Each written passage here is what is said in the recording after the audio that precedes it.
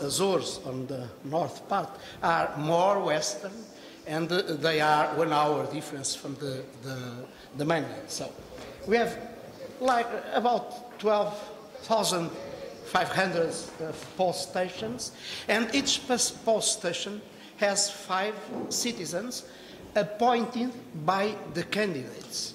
They are not officials, they are not professional people. Each election, the candidates appoint people to the post stations. And they also can nominate their own delegates to view everything that is occurring in the post station and to claim if it is necessary. So this is the process. Each post station counts about 800 ballots, and after they count it, after the process is closed, they insert that results in a central database, and the central database will sum the results by constituency, and you can see them appearing in the television and a specific website and growing as the post stations insert new results. About 11 o'clock p.m. the process is ended and everybody knows who has been elected on that election. Well, so we are like on the tightrope. And sometimes in the tightrope, if you have to choose manual accounting or electronic accounting or other things, you can fall. So you must jump. It is the problem for us. We have also other little apps to support the electoral process. For instance, we randomize several things as the position of each list of candidates in the ballot, on the ballot, the free airtime on radio and TV and so on, and you have apps specific to help to do those things. We have a web portal to support the ultimate decision on null votes and claimed votes. At the post stations, you can claim a vote. A delegate of a list of candidates is not, doesn't feel well with the decision of those 5 citizens that are ruling the process, and he can claim and say that that vote that you counted for that party is null. On the other hand, the post station itself, the 5 citizens of post station, they can determine that one specific vote is null because he has other thing written or anything they want. Well, those votes are 2 days after presented to a specific assembly that is presided, that is directed by a judge, and they will take decisions on those claims and those null votes. So there will be definitive results because they sum all the post station results and they proclaim the elected people officially. So we have an app, a web portal to support this work, and it's very easy. They download a local app that runs on a pen. It's nothing very difficult, that allows them to correct the post station results if it's necessary, and after allows them to resend those final results to the web portal, and it will apply the method to distribute candidates, and it will say which candidates are elected. And of course, it allows to print everything, every forms, and locally, and to spread them. Well, we have electronic enrollment, a very advanced system since the beginning of this century. at the end of the other century, we inserted the enrollment data in 4,000 local databases. And some years after, we transferred all that data to a central database, and that central database is automatically interacts with other databases. Civil registration database, of course, is the main one. When a citizen completes 17 years, automatically, without manual intervention, human intervention, it will be enregistered in the database of electoral enrollment.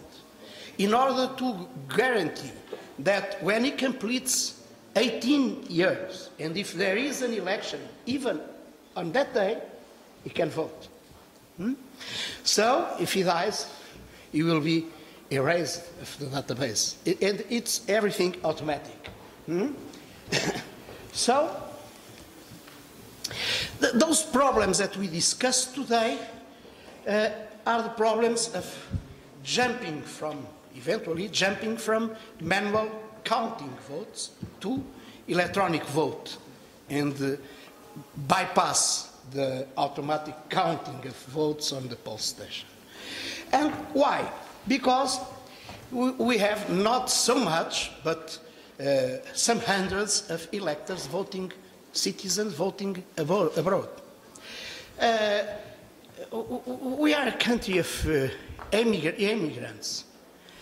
We estimate about 6 million people, citizens, spread all over the world.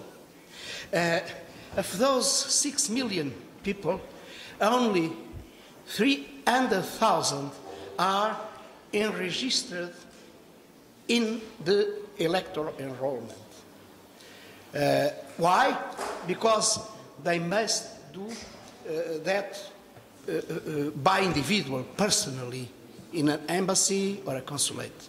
And it's very difficult in some countries. There are long distances.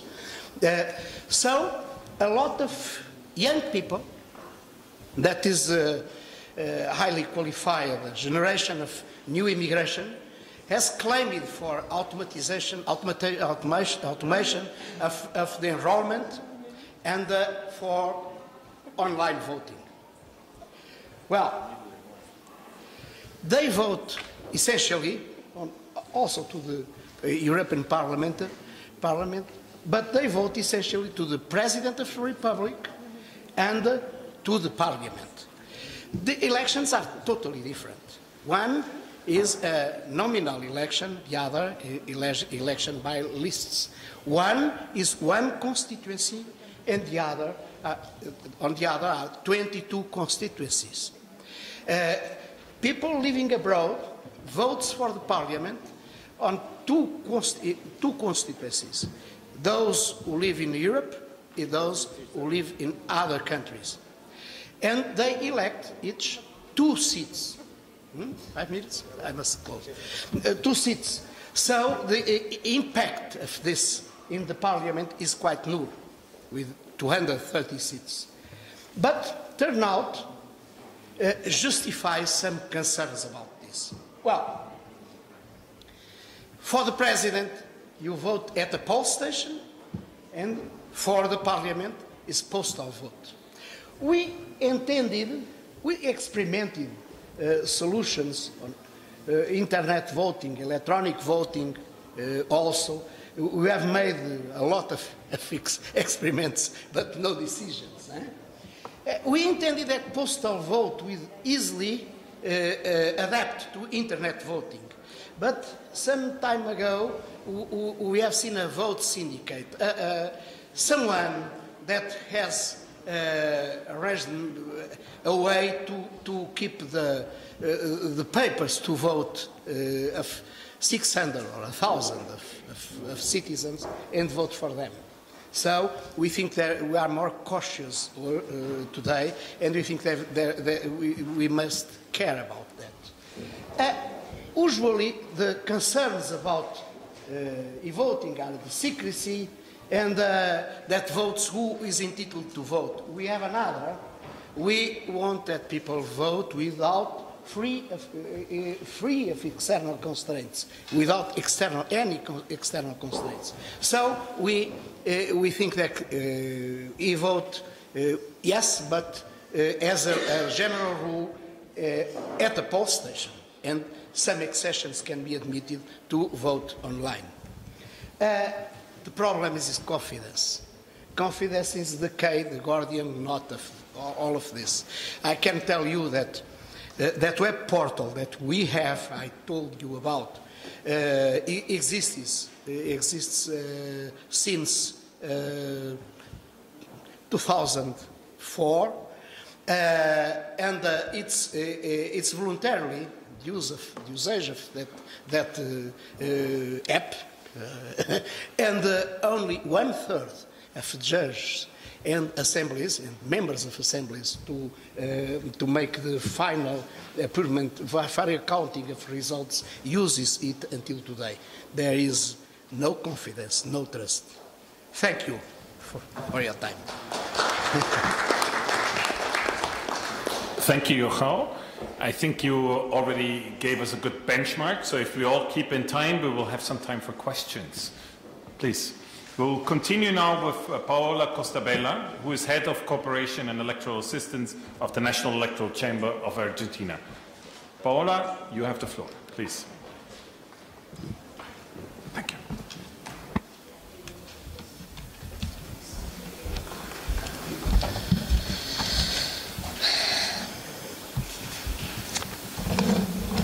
¿Con qué cambio?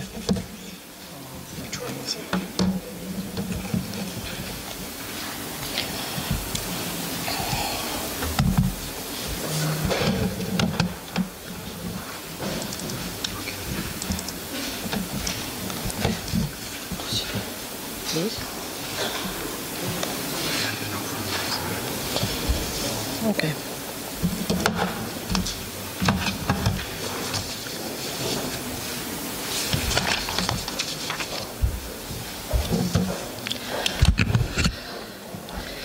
Buenas tardes. Agradecemos la invitación para participar al panel, a la Autoridad Electoral de Rumanía, a la web y a ustedes que están aquí.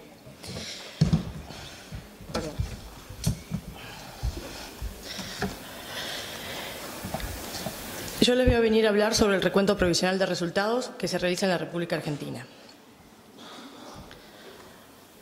Comenzaré contándoles que la República Argentina es un Estado federal compuesto por 24 entidades subnacionales.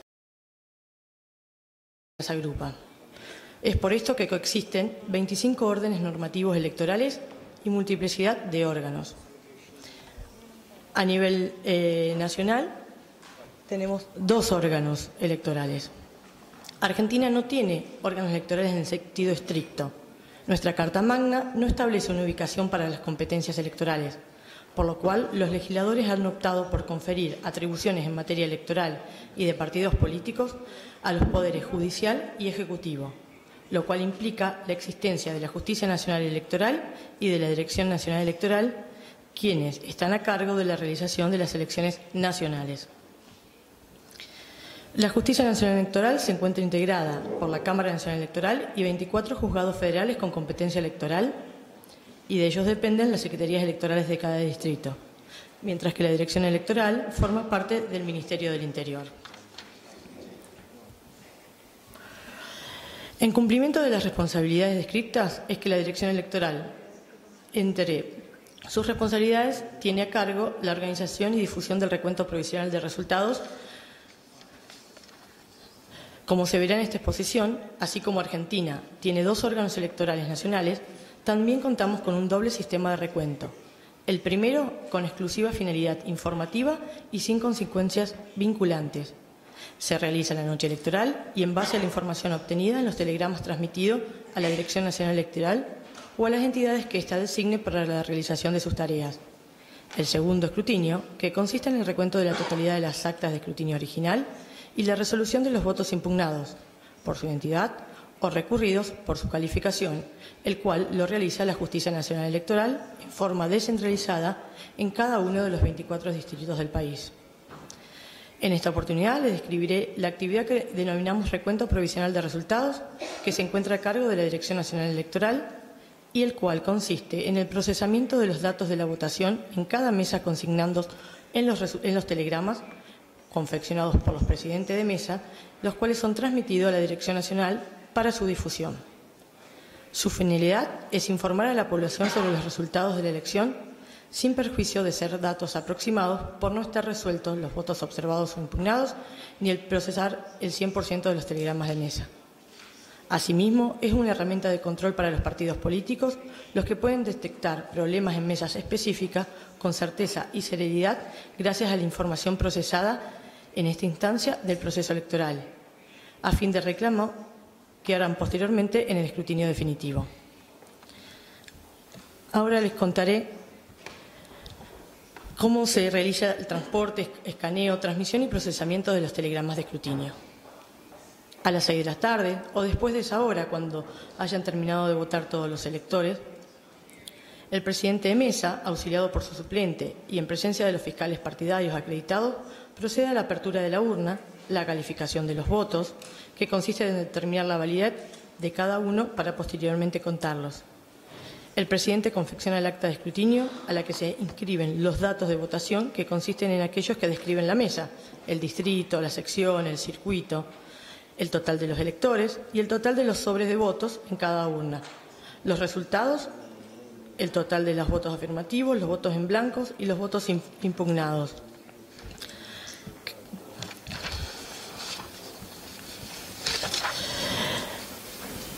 Las autoridades de mesa son ciudadanos designados por el juez federal con competencia electoral, siendo su trabajo identificar y decidir sobre las impugnaciones de identidad de los electores, realizar el escrutinio contando los sobres con los votos, abrir y clasificar los votos, recibir las observaciones de los fiscales, efectuar la suma de cada categoría de votos y los votos por cada candidatura, completar el acta y transcribir sus datos en los certificados de escrutinios y en el telegrama.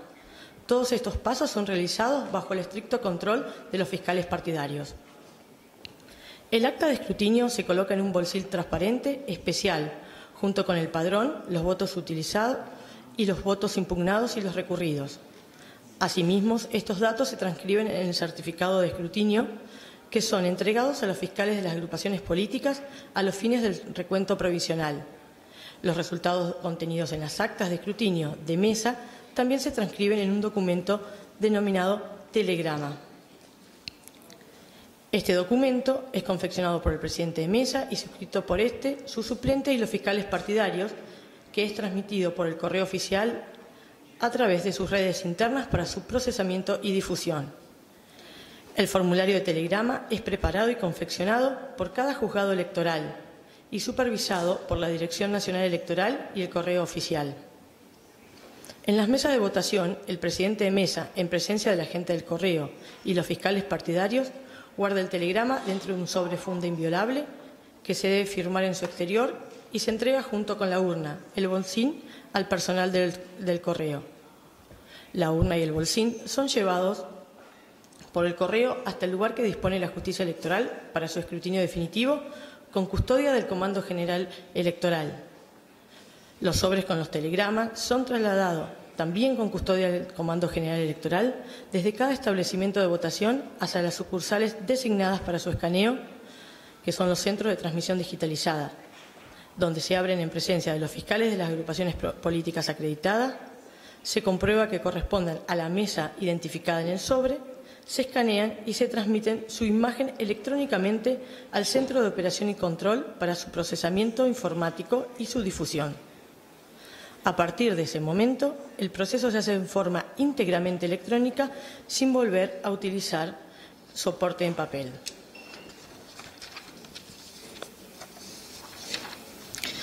Cada telegrama consta de un código de lectura electrónica que permite su asociación a la mesa de manera de simplificar el procesamiento. En el centro de transmisión digitalizada se revisa el telegrama, el cual debe encontrarse completo.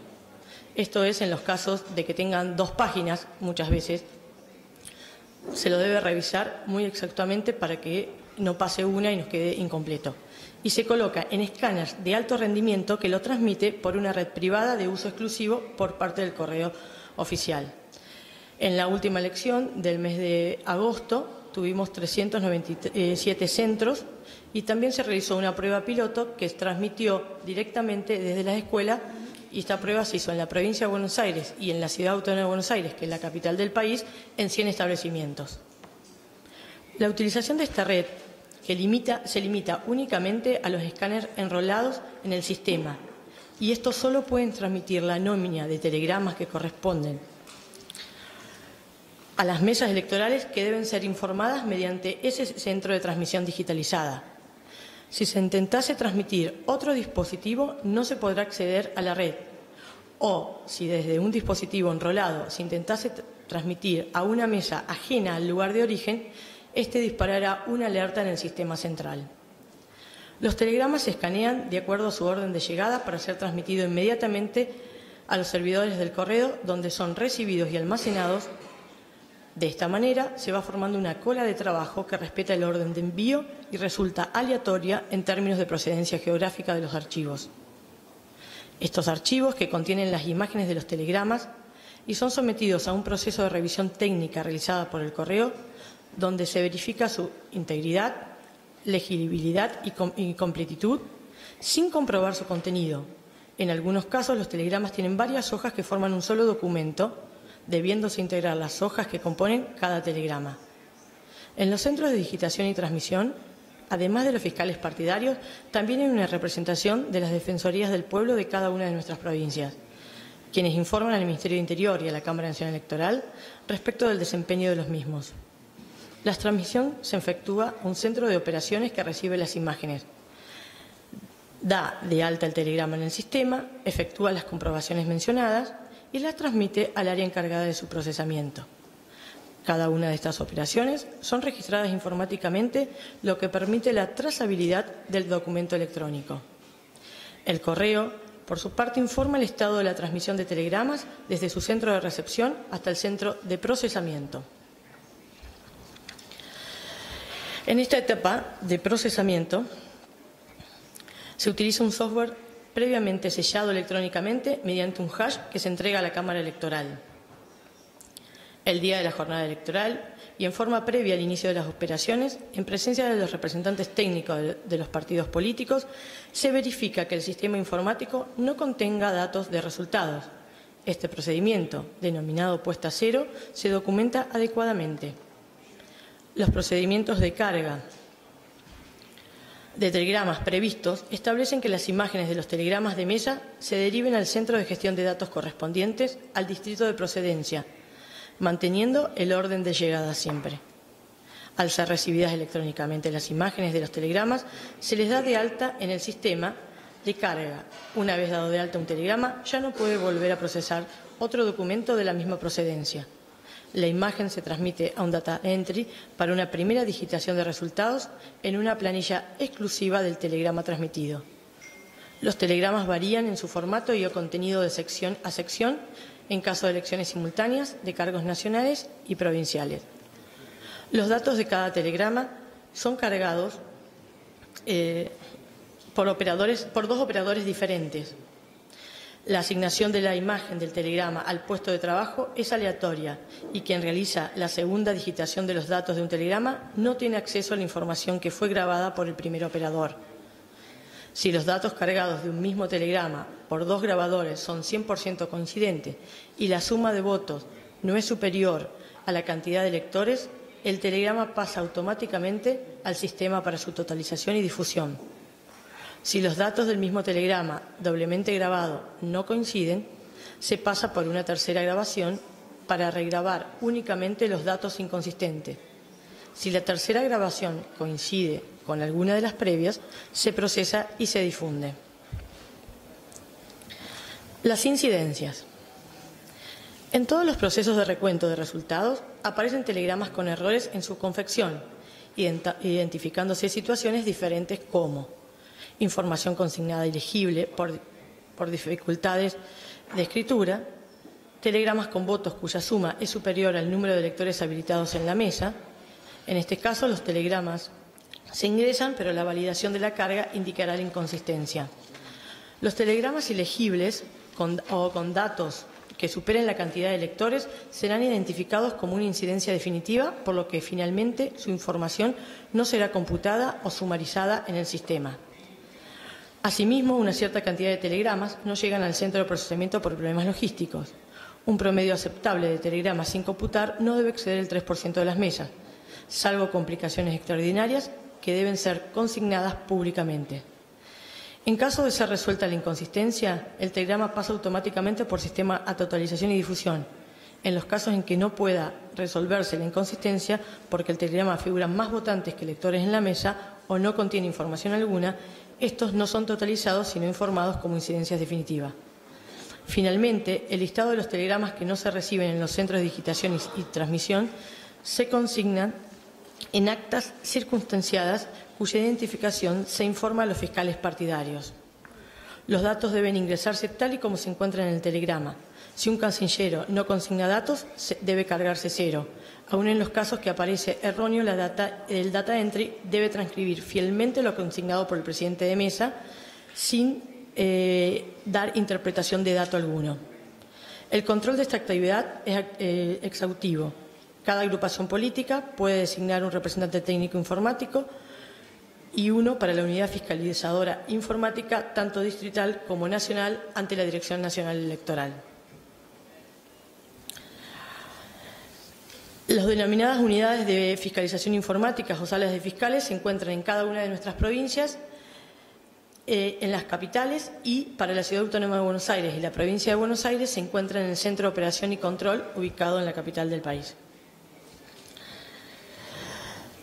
El recuento provisional debe garantizar el acceso a la información para la fiscalización por parte de agrupaciones políticas participantes. A tal fin, se acondicionan estas unidades fiscalizadoras. Difusión de resultados. La arquitectura de la página de difusión de resultados atiende a dos características que se consideran centrales para el uso de la información contenida. 1, la navegabilidad y el acceso a los resultados, y 2, la presentación de los datos específicos. Tenemos difusión de resultados en página web,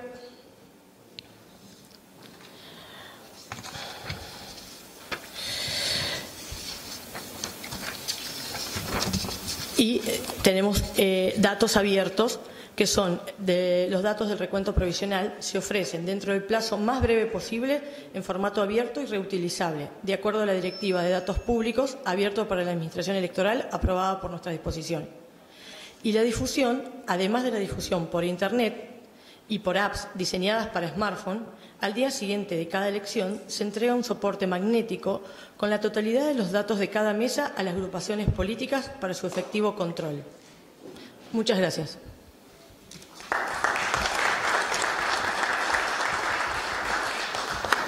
Thank you very much. And our next presentation is going to be from the Chief Election Commissioner, Achal Kumar Yoti, from the Election Commission of India. Mr. Yoti, you have the floor. Thank you, Paolo, for being on time. Honorable Chairman, the Excellencies present here. Friends, as you are aware, India is the largest democracy in the world and the second most populous country in the world, with a population of about 1.3 billion people.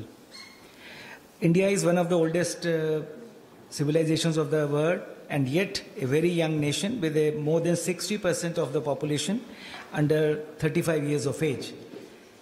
As we have been discussing in the last 3 days, the issue regarding democracy as an empowerment of EMBs is being discussed. I would only like to add that in a democracy, the elections which are held to elect a government by the electors of the country must be credible and have the public trust and public faith. No government can survive without the public faith and public trust in the results of election which are declared to install a new government. The ICT has to be used to increase the transparency of the election processes and reduce the transaction time for the services rendered to the electors. The ICT rollout should first be tried on a pilot basis. We should learn from the field observations and field experiences and find out our success stories, and there could be some failures also. The most important thing in the use of ICT is that the use of ICT for elections should not be vendor driven. This is a very significant and important point. The use of ICT has to be determined by the election management body's top leadership. There are team leaders.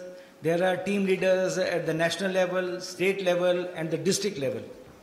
All the different levels of the election management bodies, right up to the field application, must have the faith that the ICT which is being rolled out is towards having greater transparency and greater credibility. The Election Commission of India is leveraging the use of ICT in all areas of election management and have more than 40 IT applications which are in place. We have got database of over 866 million voters of India in a single unified national photo electoral roll, which ensures getting all electoral services by a voter on a click on the National Voter Service portal. Online applications can be made by any citizen of the country for inclusion, change of address, modification. There is also a national IT application for electoral registration officers. All polling stations in the country are mapped on the Google map along with the voter list and details of election officials.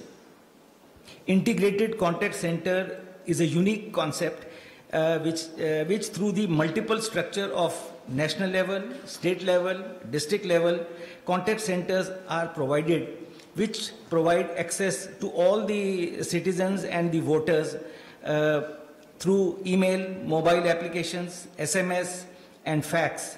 The citizens can give their suggestions and also render their grievances if they have any with the concerned election authorities.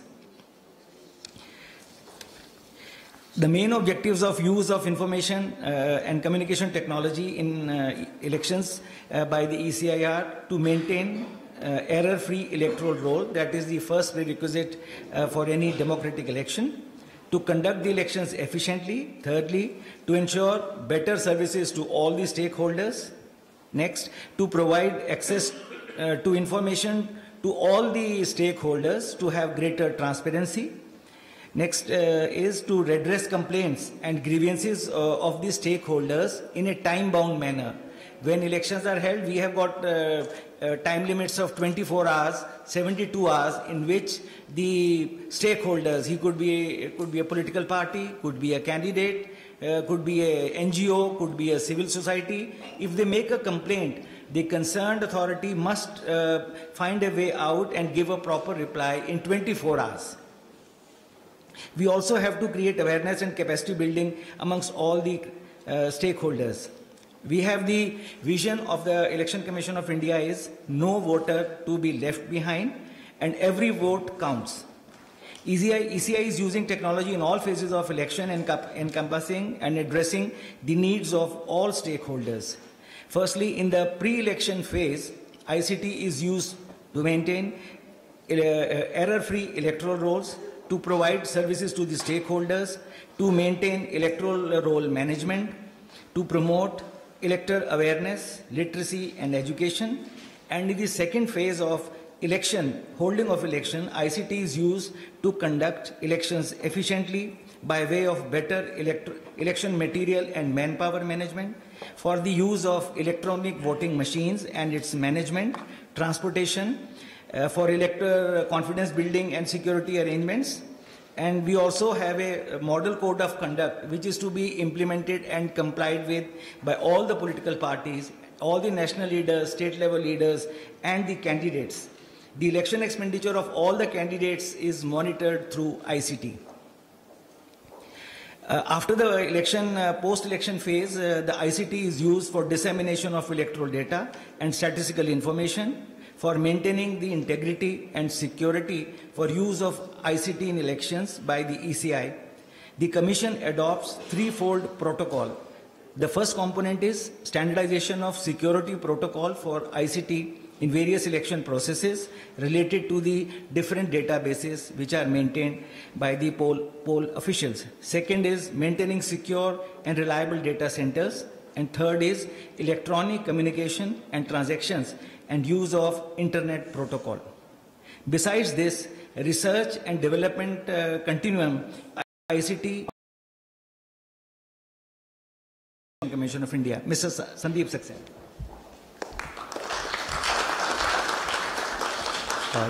Thank you, sir. Chair, all the distinguished electors. We have over 1 million number of polling stations where we conduct the elections when the national parliament elections are taking place. As outlined, these are the 6 main pillars where we are using ICT in a very, very exclusive way. The first one is to maintain our electoral roll free from any error, and as yesterday it was told by one of the presenter that there is no integrated electoral roll anywhere in the world.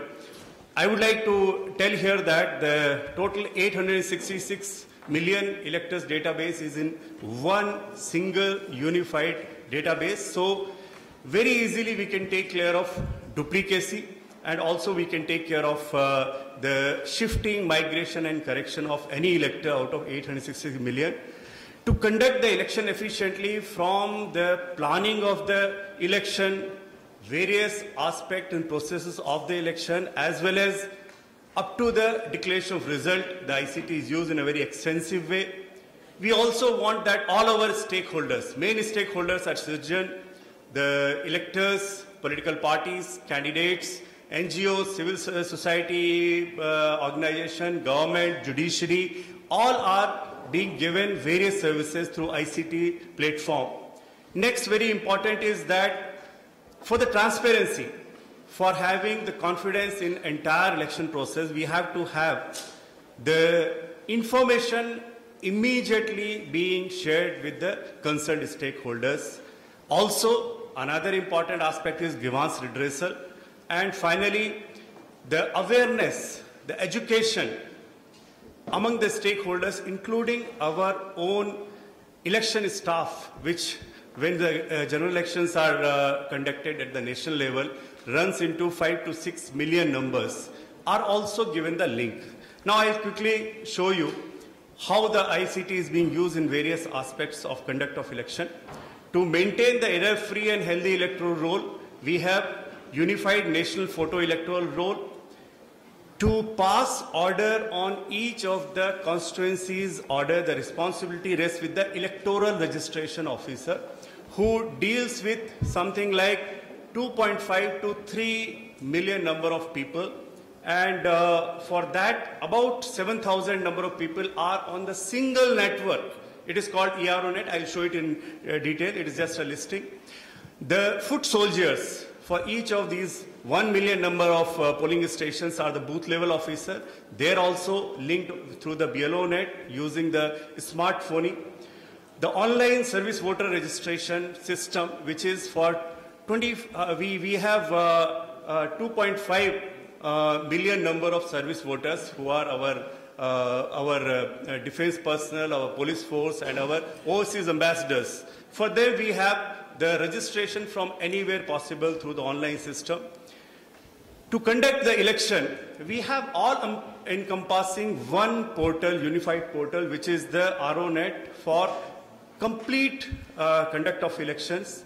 Electronically transmitted postal ballot is a new initiative of Election Commission, wherein one-way transmission of the postal ballot is possible with a click of button by the returning officer once the contesting candidate list is finalized. So anywhere in the globe, with one click of button, to that particular intended voter, electronically the postal ballot will be reaching to his system, and he can download, print and send it back through the normal post.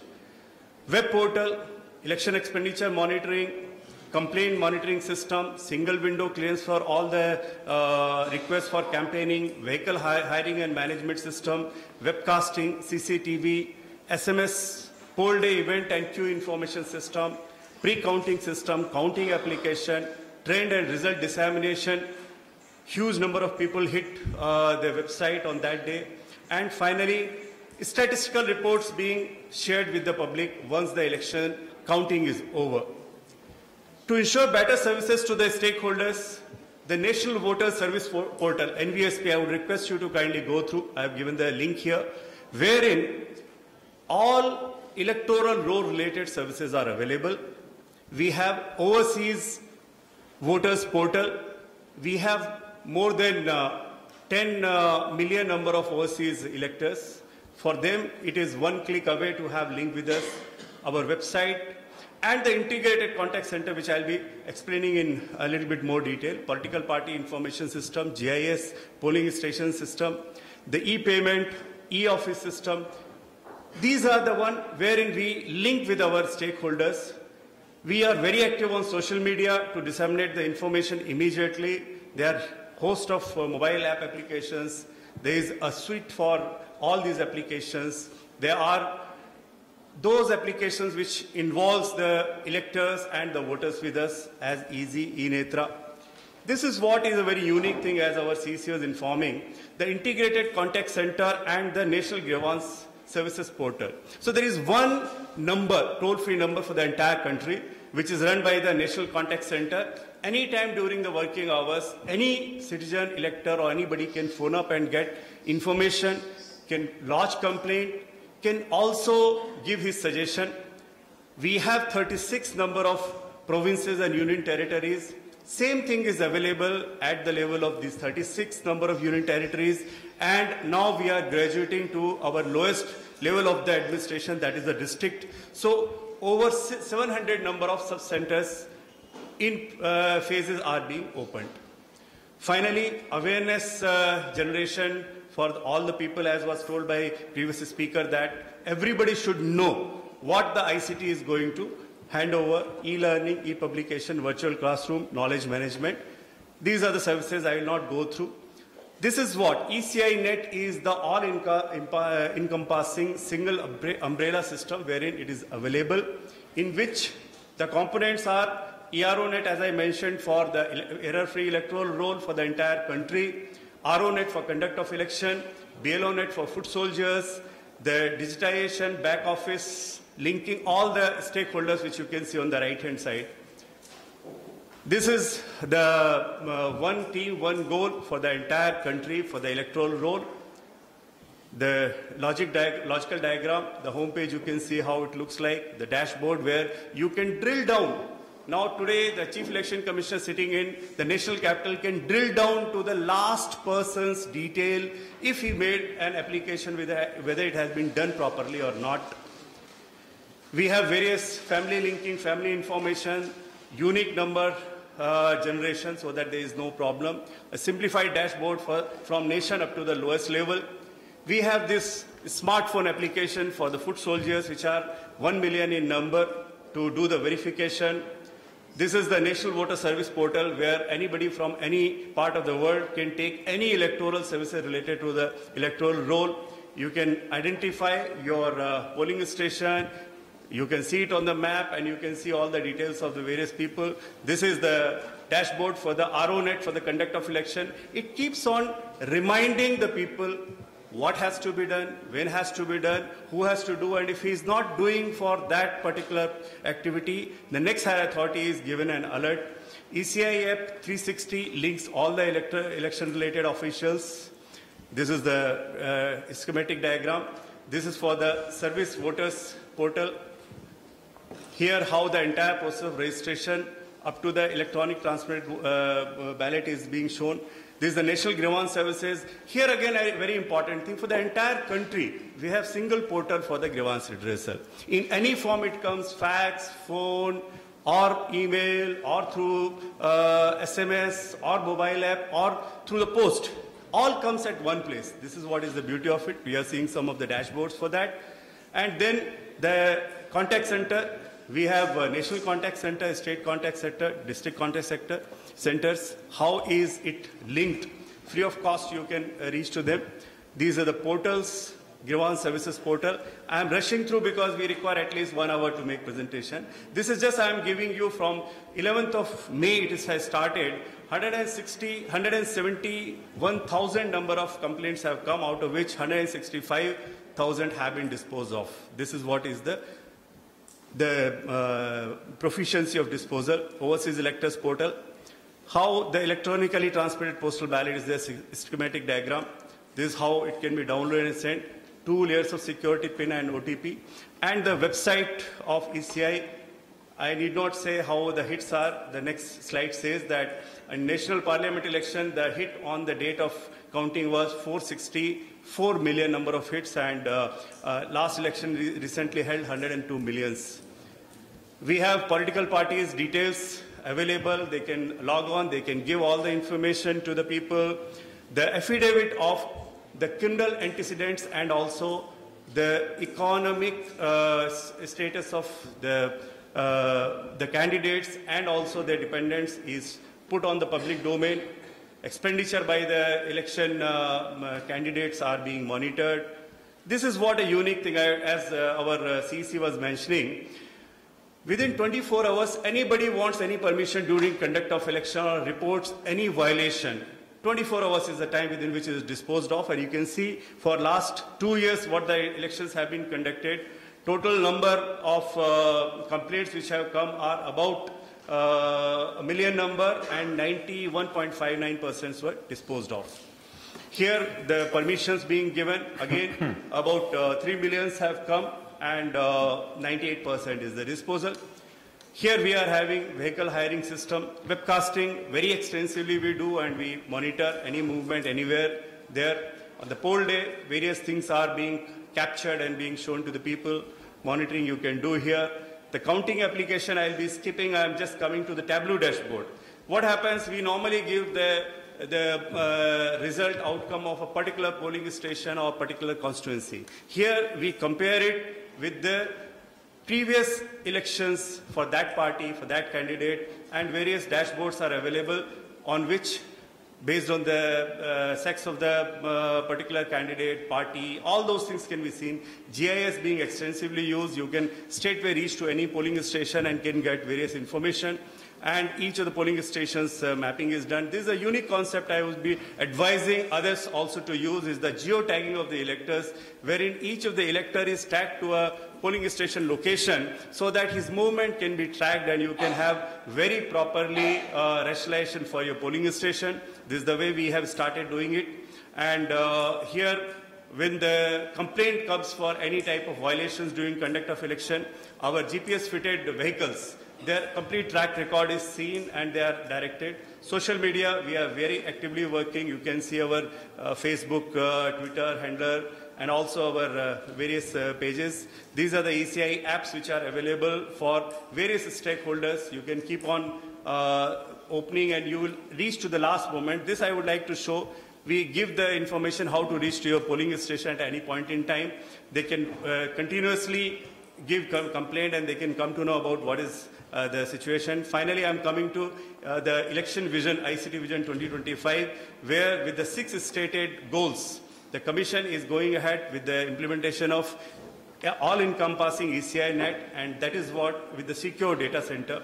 I would be pausing here if there is any question and queries are there. Otherwise, from my side, I have completed. Thank you very much. Thank you so much for fitting almost 200 slides in 15 minutes. Almost 15 minutes. So thank you very much. We'll hope we will have some time for questions later on, and I would like to give the floor to Mansour Sadeghi from United Nations Electoral Assistance Division. Mansour, you have the floor.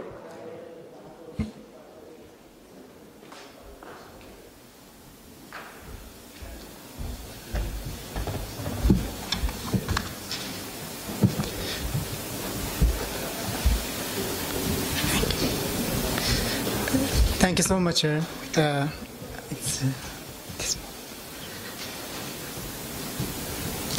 Thank you so much for giving me the floor.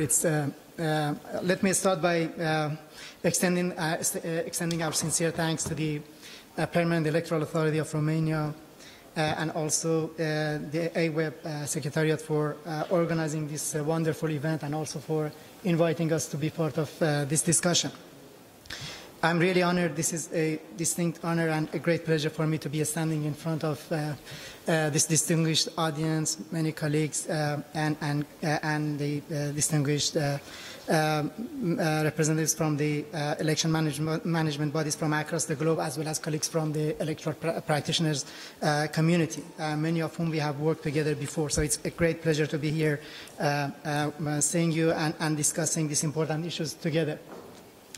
I just want to share a few quick points, from the point of view of the United Nations when it comes to the broader issue of IT and elections. And I'm sorry if my short presentation is not going to be precisely related to the discussions of this specific session, but I thought it will be a good it will be a good opportunity for us to share with you some quick points about how we see the use of IT in elections at the United Nations.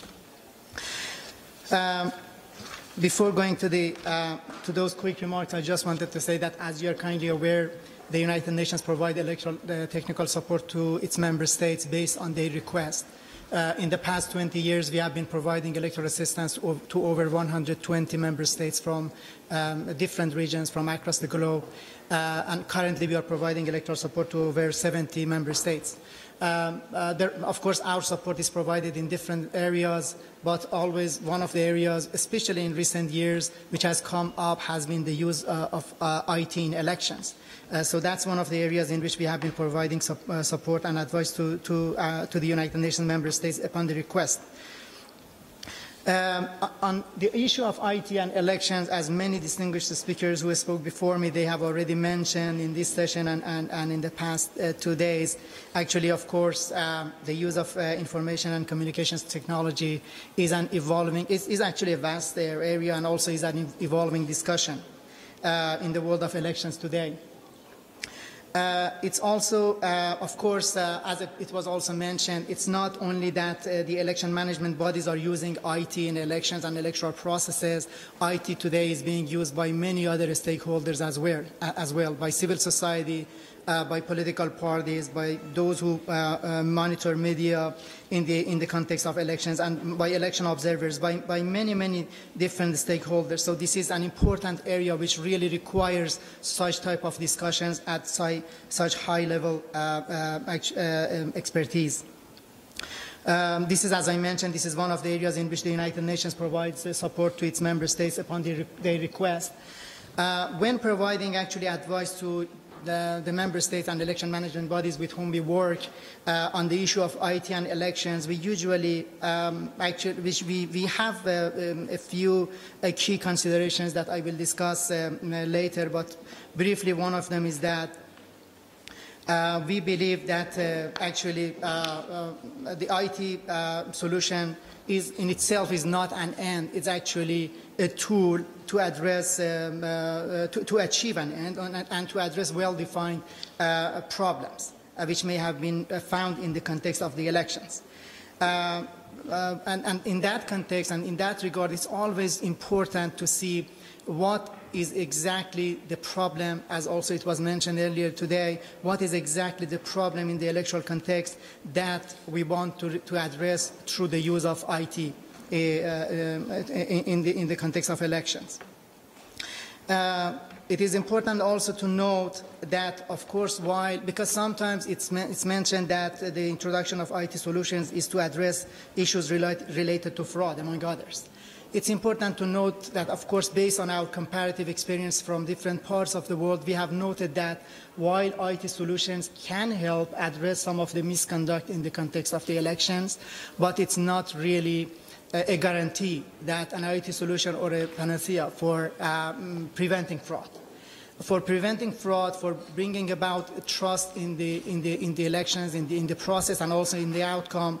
There are, of course, IT solutions can help, but there are other factors which, again, as they were mentioned this morning, they are also of equal importance, or sometimes even are more important. That includes, of course, commitment on the part of political actors, or responsible behavior by the political leaders and their supporters. Those are also key issues in bringing about trust in the electoral process, but also in preventing fraud. The other key consideration that we always have when providing advice to member states, we usually say that, of course, and this is something which is known, but we always stress that there is no one size fit that would fit all circumstances and all contexts. There are different solutions. Of course, when using IT, there are different solutions for different contexts, and our response should be tailored to the need and to the context. As it was, again, very rightly mentioned before, the trust in the electoral process is a key issue, either when we are talking about the introduction of IT solutions or when we are talking about other aspects of the electoral processes.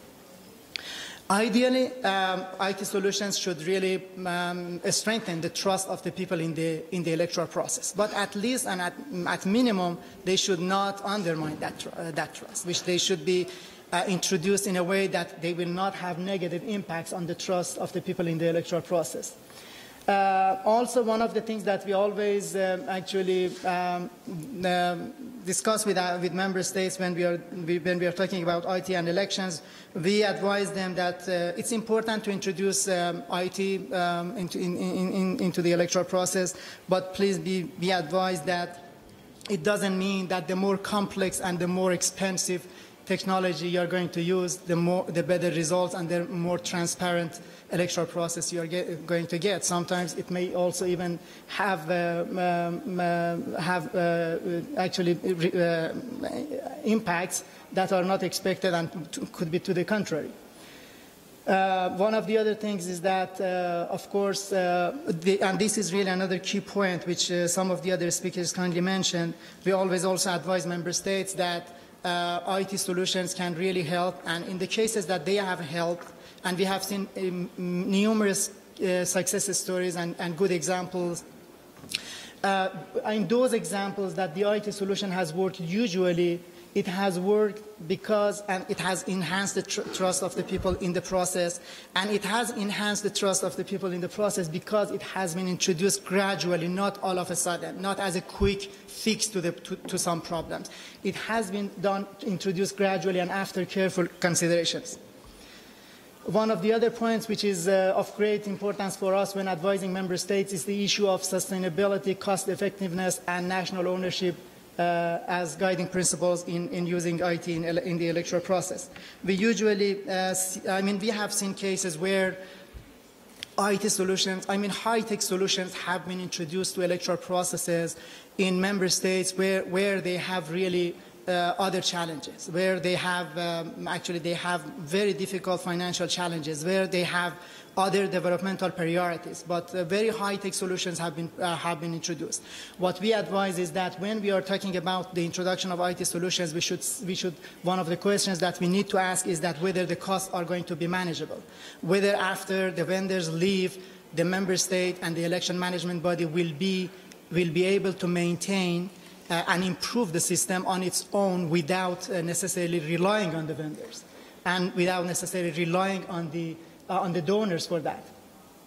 The importance of using local capacities and building local capacities. Sometimes actually IT solutions are introduced into electoral processes in some member states, and then it's almost completely done by international experts, while there are on the ground local electoral and technical expertise and IT expertise. One of the advices that we usually provide to member states is that, and then of course to vendors and donors, is that when you are introducing IT solutions, please try to use the local capacity, because that's what will remain after the donors and the vendors will leave. And if there aren't local capacities, help them build that. You have international experts on the ground. Have local staffs working with them hand in hand so that they would learn how to operate, how to maintain, how to improve the system when actually the vendors leave. In that respect, the UN Secretary General has actually in his reports on elections has made some important points on different occasions. One of them is that The Secretary General has said that while the choice of electoral system and process is, of course, the sovereign right of member states, the concern is about techniques and systems that might cause a state in the conduct of its own elections to be financially dependent on donors or in terms of technology dependent on specific vendors for extended periods of time. That's one of the concerns that we have, that even the Secretary General of the UN has said that this is a concern we have. And then he has, in this respect, he has encouraged member states to consider the cost, member states, donors, and of course electoral assistance providers, to consider the cost of election process within the context of other development priorities, in particular the Sustainable Development Goals, because member states have other priorities as well. So the advice of the SG and the UN is that put it in that context, see what is the priority, and based on that make a decision. The other things is that gradual assessment, of course careful assessment, comprehensive feasibility studies, and gradual approach. As I mentioned, there are many success stories, and which we are really encouraged, and we are very happy to hear about that. But if we go back and study each one of them, it shows that the IT solution was introduced into the electoral process after careful consideration, after very careful assessment and feasibility studies, detailed feasibility studies, and then piloting first, testing first, learning lessons from those pilot projects, and then using it into the introduction of technology into the electoral process. A couple of examples indicating different results. Of course, as I mentioned, we have heard a lot of success stories, and that it should be. If it's done properly, I'm sure in all cases we will hear even more and more success stories.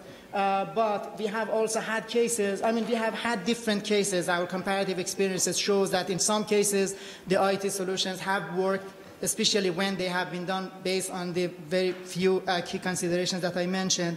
And in some cases they haven't. For instance, we had a few cases where the IT solutions were introduced to help with the management of the results transmission. But for instance, in one case, exactly at the time when it was most needed, the election day and the immediate day after the elections, when actually the election commissions wanted to transmit the results, at that time it was most needed, but exactly at the same time the system failed to work.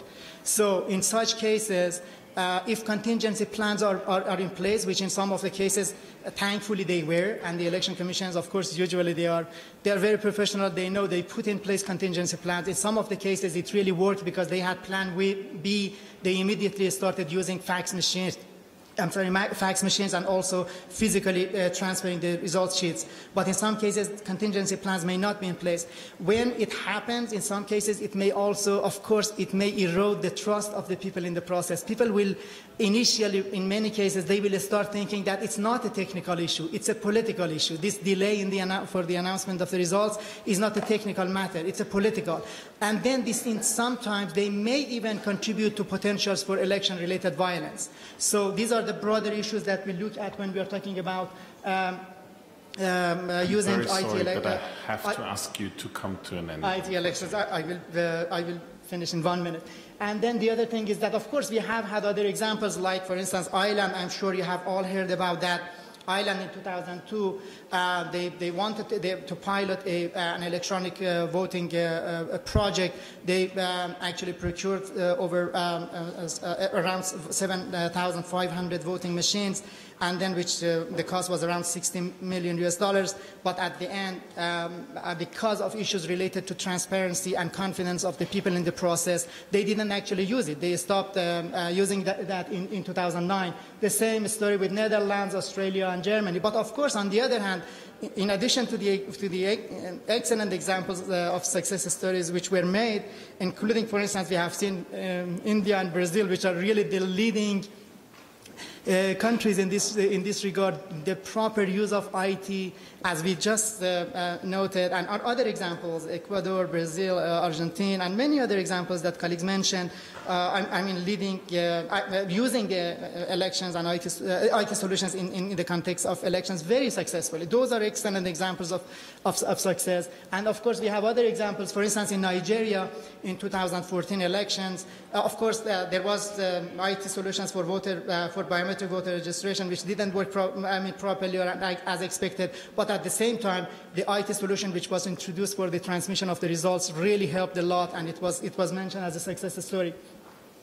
So just to finish, I wanted to quote again from the most recent report of the UN Secretary General, which he says that successful and sustainable reform processes, including the introduction of technological innovations, start with identifying the electoral problems that are to be addressed, rather than, for example, first discussing solutions that may have worked somewhere else. Once there is broad agreement about the shortcomings or difficulties to be overcome, one can proceed to consider the feasibility of options, preferably, again, through a broadly consultative process. Such options should take into account a country's political, legal, social, and cultural circumstances, as well as financial sustainability. At the end, whatever decision member states take, even if it's something which is not necessarily in line with our advice, we will support them, because member states are our bosses. But what we do, actually, we provide some thoughts. When we are asked for advice and support, we advise member states. We put forward some considerations, including these ones. We provide them with comparative experiences. But whenever they decide, and whatever they decide, and whatever you decide, we are there to help you and to support you. And thank you very much. Thank you, Mansour. And for also using the time efficiently, I would like to ask now our colleague from the Election Commission of Mongolia, Mr. Bayaskalan, to take the floor and report about Mongolia. I just want to remind that we have about 17 minutes left until the coffee break. We might be able to overrun by 2 or 3 minutes, but I would like to really keep it within the time limit. So please focus on the main points of your presentation. Thank you very much.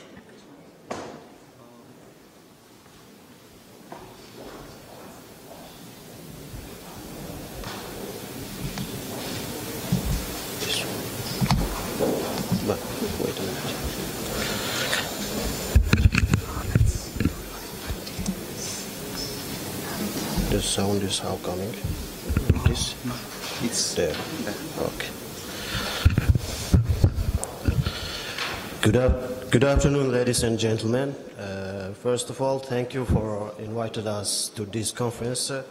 And we are using automated system since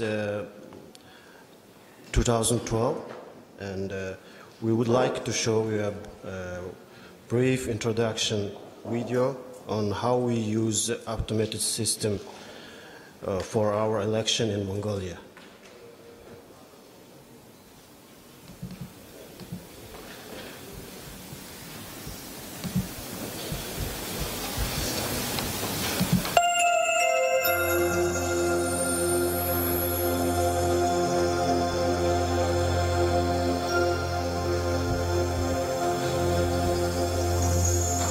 Mongolia is a large country with 1,566,000 square kilometers of land, located between Russia to the north and China to the south.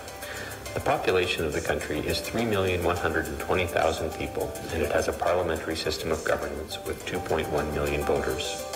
Mongolia has a harsh climate, and temperatures range from negative 50 degrees centigrade in winter all the way up to 50 degrees in the summer. The country has 21 provinces, and the capital city is Ulaanbaatar.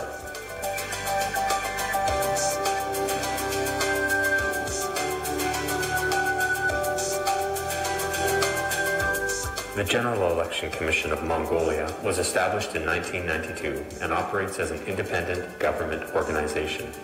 It oversees the election of the Mongolian president and parliament and is responsible for all referendums. During the June 2012 parliamentary election, the GEC has successfully introduced an automated system for the registration of voters, the counting of votes, and the tally of results. Since then, 6 successive elections have been completed using this automated system. The most recent was the Mongolian presidential election held in July 2017. In our country, an optical scan voting system is used, which is an electronic voting system that uses an optical scanner to read marked paper ballots and tally the results.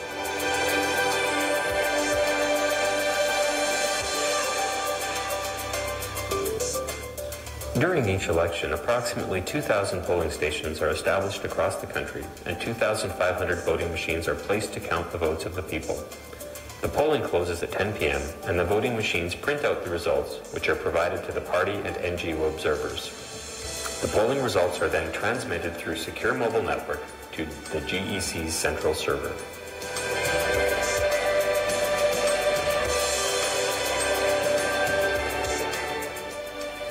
As the transmitted polling results are received by the server, they are broadcast live to the country, an innovation recognized as a valuable technological advancement within the country and internationally.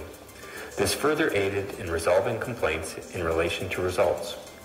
Within 2 hours after the close of polls, we compile 99% of all results. Due to the vast size of the country, the transfer of the remaining 1% is delayed as some areas do not have network coverage. In those remote locations, we are adopting satellite technology to transmit the results within a short time.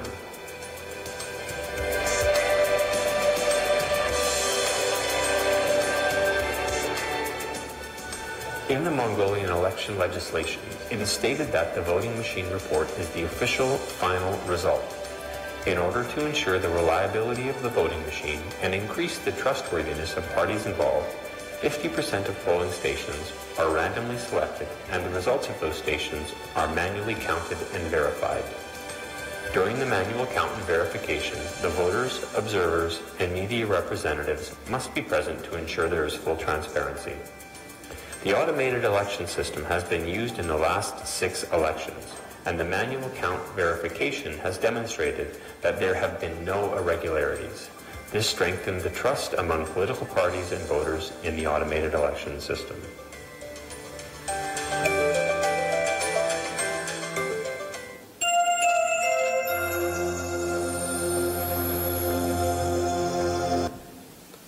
Okay, thank you so much for your attention. Thank you so much for your attention. Thank you for your presentation, and I would like now to give the floor to Mr. Safa Ibrahim Yassin from the Iraqi Central Election Commission. Thank you.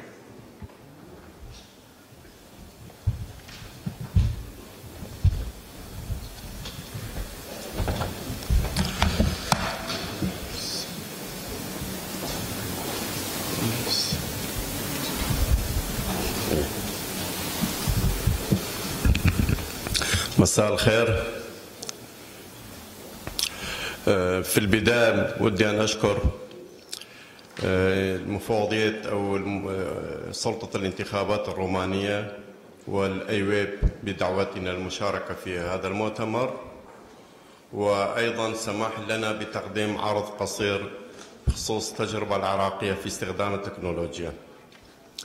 أنا سأبدأ كلمتي بسؤال، وهو لماذا التوجه إلى استخدام التكنولوجيا؟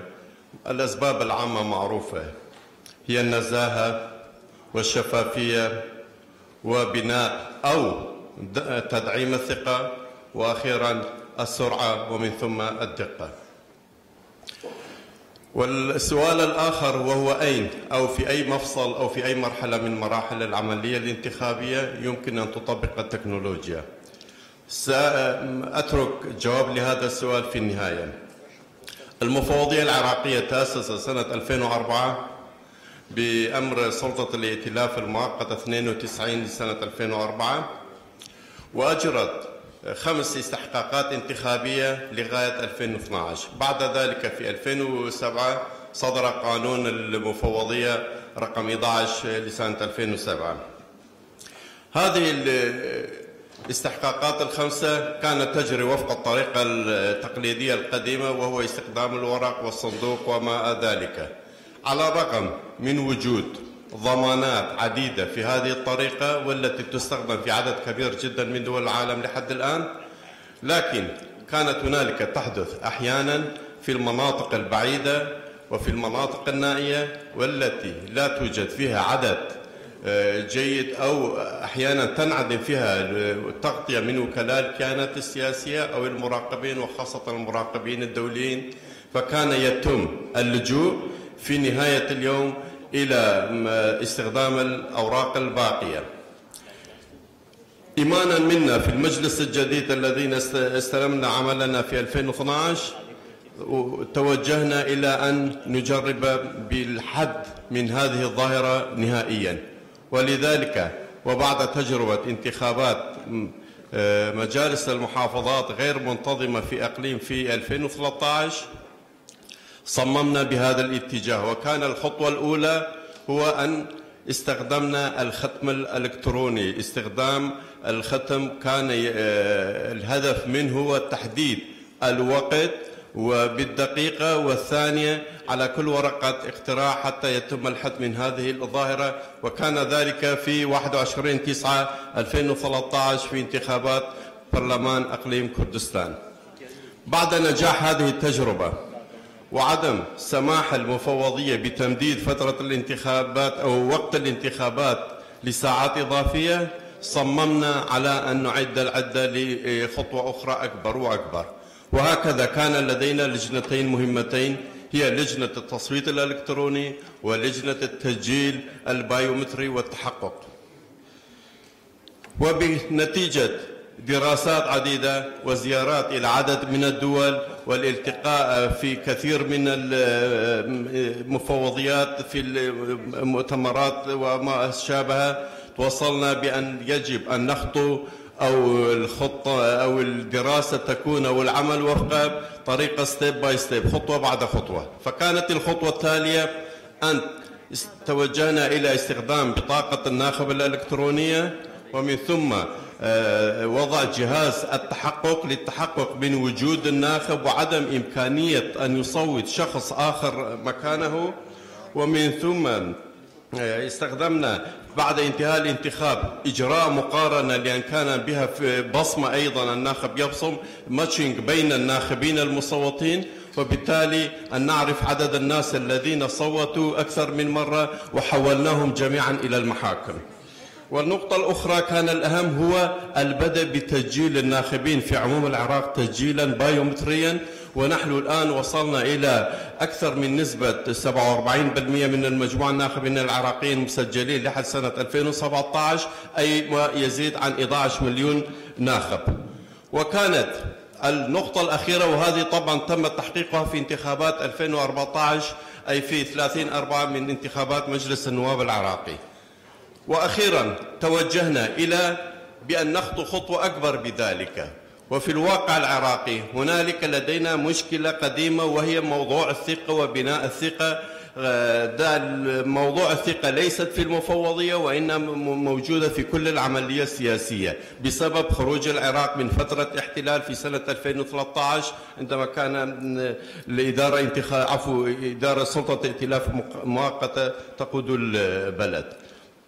وهذه الطريقة هي مجرد لعد وفرز الأصوات إلكترونيا، أي إبعاد العامل البشري عن العد، ومن ثم سرعة إعلان النتائج، أي عدم تأخر النتائج لمدة أسبوع وما هكذا، وكانت تحدث لدينا.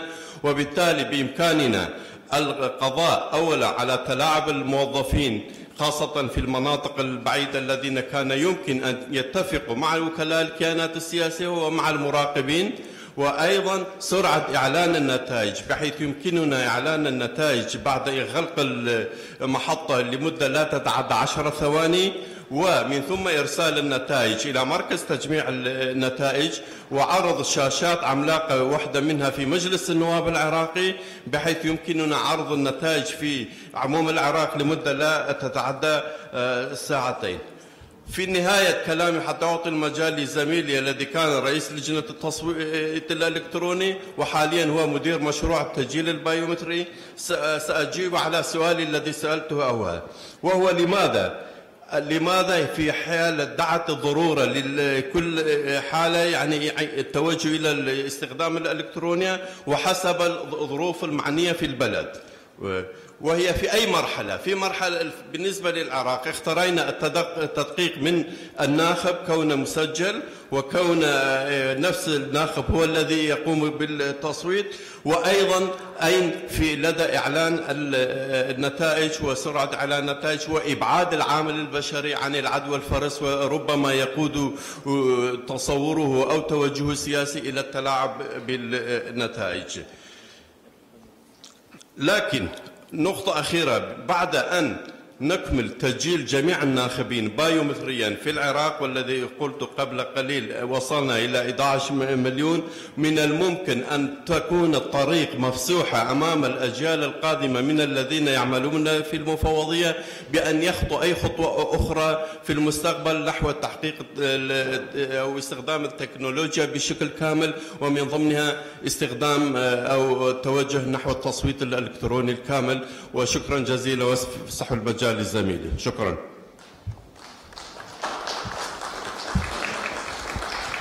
شكرا جزيلا.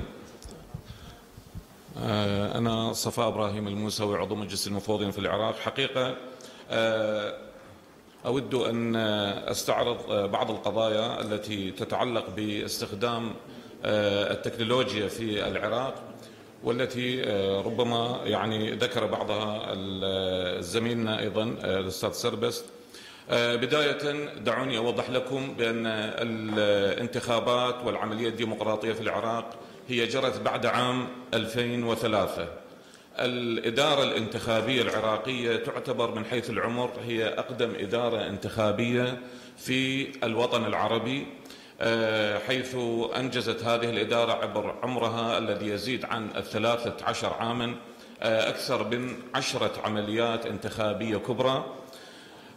حقيقة الكلام هو عن عملية إدخال التكنولوجيا أو الأتمتة، وسبب ذهابنا إلى استخدام ذلك أنه هذه 10 عمليات انتخابية 6 منها أجريت وفق الطرق التقليدية، ونحن عملنا في المفوضية منذ البداية. كانت تواجهنا عدة صعوبات.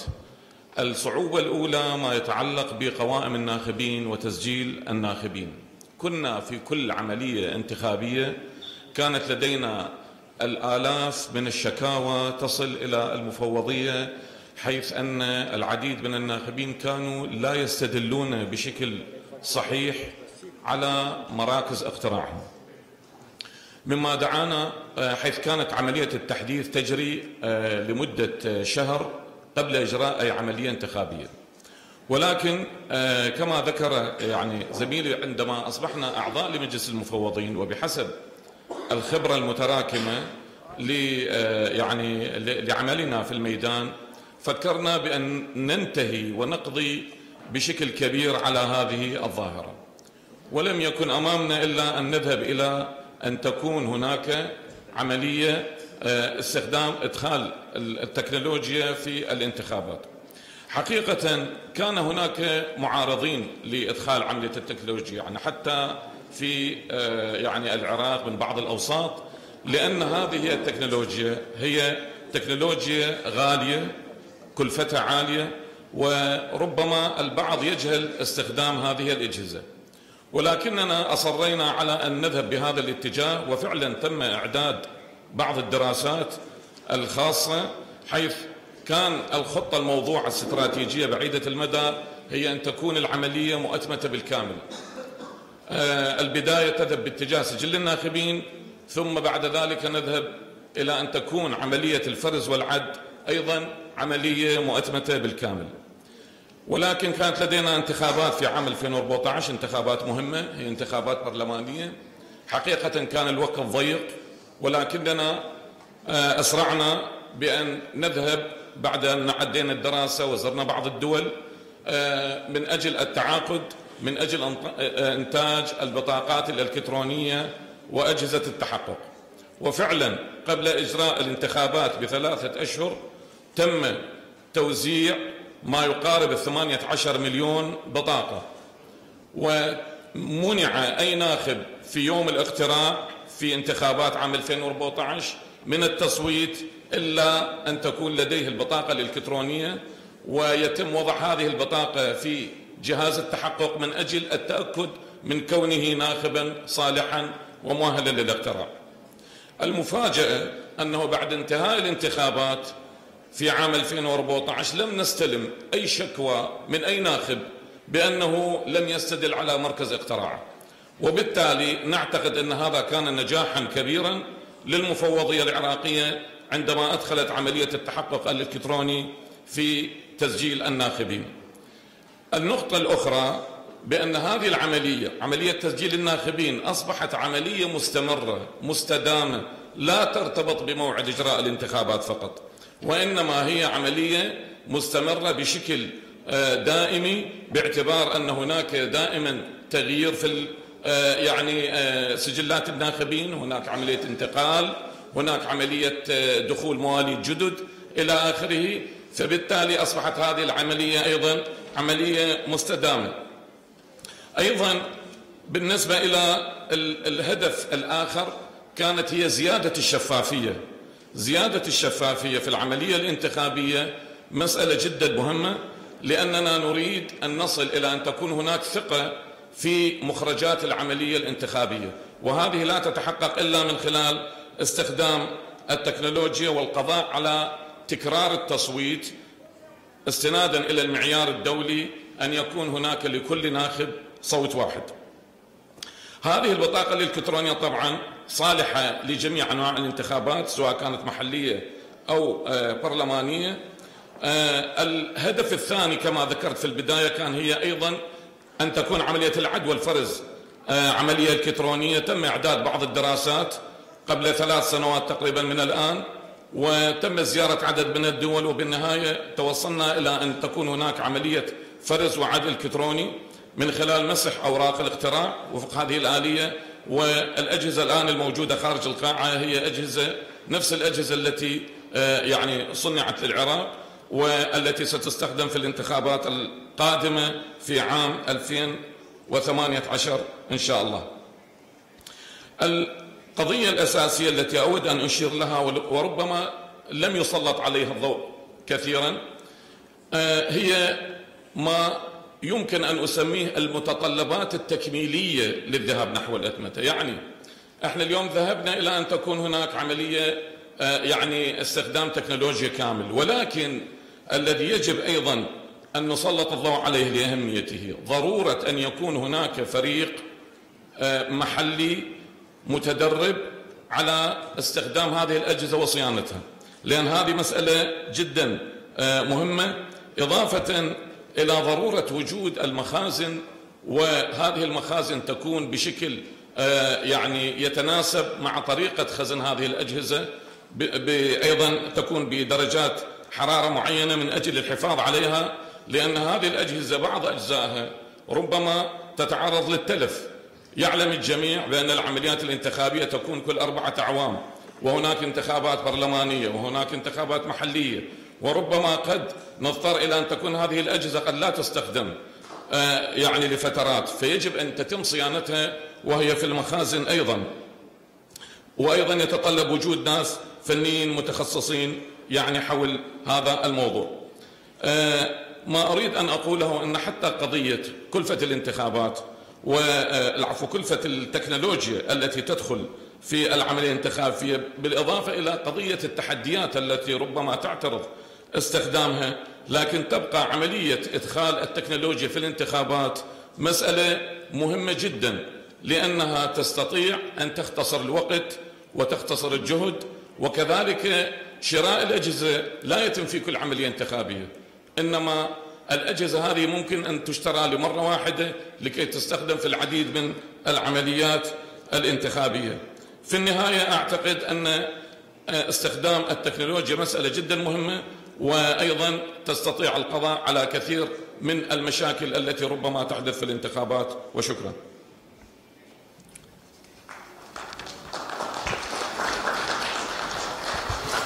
Thank you very much for your comprehensive overview of the reasons why you want to use or why you're using technology in Iraq. I would say my aim was to have at least one question from the audience so that we can at least say we had some feedback from the audience. So if someone would like to ask one of the panelists some more information about the technology or their experiences. No? Oh, there is one question. Yes, please. Please say shortly your name and then your question. Thank you. Good afternoon. I am Dunia Sandoval from Bolivia. Two questions, but punctual. Do you in Iraq had some situation about boycott, the war, terrorism during elections? And two, how about women participation in elections? Thank you.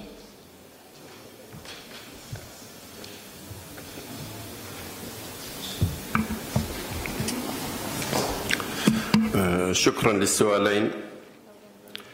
بخصوص الوضع الأمني والإرهاب قد إذا أعطيكم معلومة يعني قد تكون من المفاجأة لكم. العشر إجراءات أو العمليات الانتخابية التي نفذتها المفوضية لدينا فيها اللجنة الأمنية العليا للانتخابات تكون بأمر من رئيس الوزراء وتمثل فيها جميع الأجهزة الأمنية وفي مقدمتها الجيش والشرطة والشرطة الاتحادية. هنالك يتم وضع خطة أمنية بالتنسيق مع المفوضية لأن المفوضية لها فيها عضوين في هذه اللجنة، وهذه الخطة تتمثل فيما يأتي: أولا مراقبة يعني حماية الناخبين، حماية مراكز الاختراع، حماية نقلات مواد الاختراع، حماية المرشحين، حماية مراكز التسجيل، حماية مكاتب المفوضية والمكتب الوطني.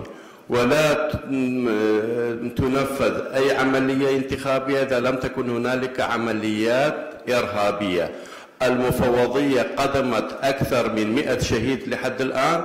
في الموصل وحدها لفترة احتلال داعش كان عدد الشهداء العراقيين المثبت أرقامهم وأسمائهم لدينا 83 شهيدا.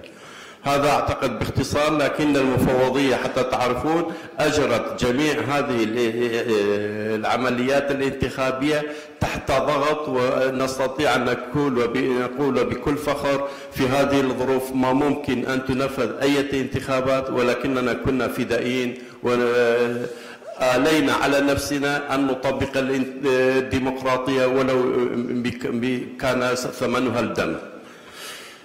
السؤال الثاني بخصوص المرأة. المرأة إذا كان القصد بها المشاركة في الانتخابات، كل العمليات أو كل الانتخابات في العراق المرأة كانت مشاركة قوية، ونسبة المرأة في الانتخابات هي قريبة من نسبتها في المجتمع أو أقل أو أكثر بكثير، بحيث هي تصل إلى 47 بوينت أو 48 بوينت من نسبة المشاركة في الانتخابات. بالنسبة للمرشحات هنالك كوتا بنسبة 25 في مجلس النواب وفي المجالس الأخرى حسب نص الدستور. بالنسبة للمفوضية هنالك النساء تعمل في جميع مفاصل المفوضية. وبالنسبة لموظفي الاختراع هنالك أمر بأن أن تعمل موظفة واحدة أو مرأة واحدة على الأقل في كل محطة اختراع. وبالنسبة للتعامل مع قضية المرأة فلدينا فريق خاص أسس بإشراف وبتعاون من فريق الأمم المتحدة اليونامي الجندر تقودها إحدى عضوات المجلس. وشكرا. Okay, thank you very much for this interactive session and for the great experience exchange. And I would like to thank in particular our presenters for keeping the time so nicely that we could finish now, and so we can enjoy our coffee. Thank you very much. We can follow up with individual questions in the break.